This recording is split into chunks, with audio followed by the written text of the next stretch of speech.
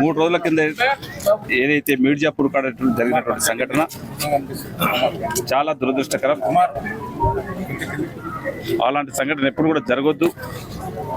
ఆ సంఘటనలో తాండూరు నియోజకవర్గ తాండూరు టౌన్ కానివ్వండి, యాలాల్ మండలం కానివ్వండి, కరంకోట్ గ్రామస్తులు కానివ్వండి, దాదాపు 12 మంది దాంట్లో నా బస్సులో ప్రయాణం చేస్తుట్లా యాక్సిడెంట్లో బాధాకరమైనటువంటి సంఘటన జరగడం, ఆ జరిగినటువంటి సంఘటనకు చాలా బాధతో చెప్తా ఉన్నాం. అలాంటి సంఘటన మరి ఎప్పుడు కూడా జరగొద్దు.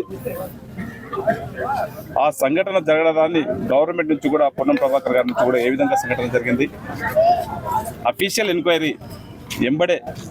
ఎంక్వైరీ కూడా స్టార్ట్ చేయడం జరిగింది.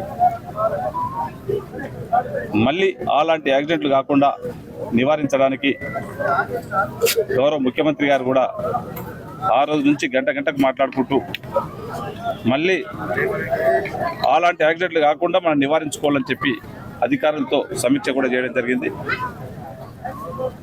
ఇప్పుడున్నటువంటి పరిస్థితుల్లో మనం అందరం కూడా రాజకీయాలకు దూరం పెట్టుకుంటే రాజకీయాలు చేసే టైం కాదు.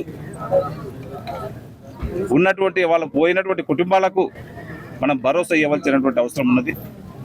అందుకనే గవర్నమెంట్ నుంచి ఎంబడే వారికి తోచినటువంటి ఆర్థిక సాయాన్ని కొద్ది గొప్పను ఈరోజు గవర్నమెంట్ నుంచి ఒక 5 లక్షల రూపాయలు, ఆర్టీసీ నుంచి ఒక 2 లక్షల రూపాయలు, మిగతాది ఇన్సూరెన్స్ మేము ఇప్పుడే ఆర్టీఏ మన వెంకటరెడ్డి గారు ఆర్టీఏ వాళ్ళు రోడ్ ట్రాన్స్పోర్ట్ వాళ్ళు కూడా వచ్చి రావడం జరిగింది.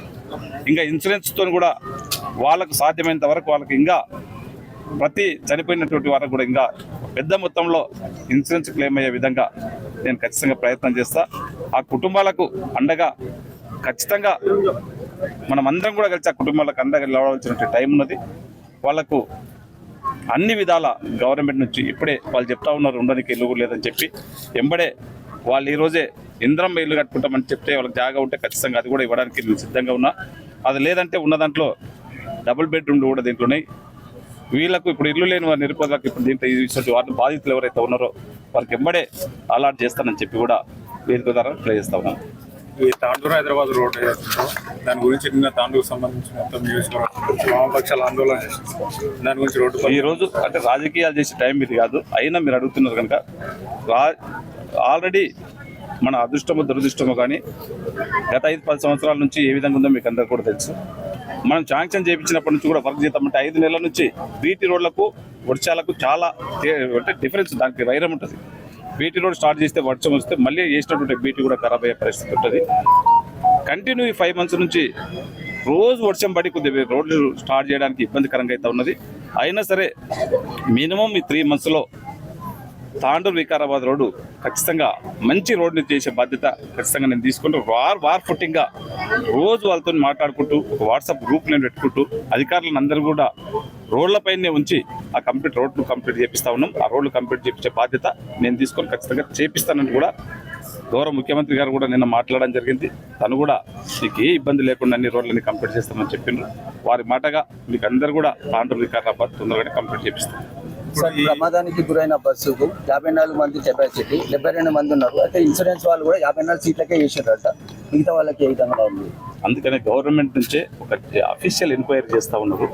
దాంట్లో ఏం చేద్దాము, చనిపోయినటువంటి వారికి ఏం చేయాలా, దెబ్బలాకినటువంటి వారికి ఏం చేయాలా, ఇన్సూరెన్స్ ఏ విధంగా క్లెయిమ్ చేసుకోవాలని చెప్పి ఆ ఎంక్వైరీ రిపోర్ట్లో క్లియర్గా వస్తుంది. దాన్ని బట్టి అధికారులు, గవర్నమెంటు, గౌరవ ముఖ్యమంత్రి గారు, గౌరవ ఆర్టీసీ మినిస్టర్ గారు కూర్చొని ఖచ్చితంగా ప్రతి ఒక్కరికి లాభం జరిగే విధంగా ఎవరికి ఇబ్బంది జరగకుండా చేస్తారు.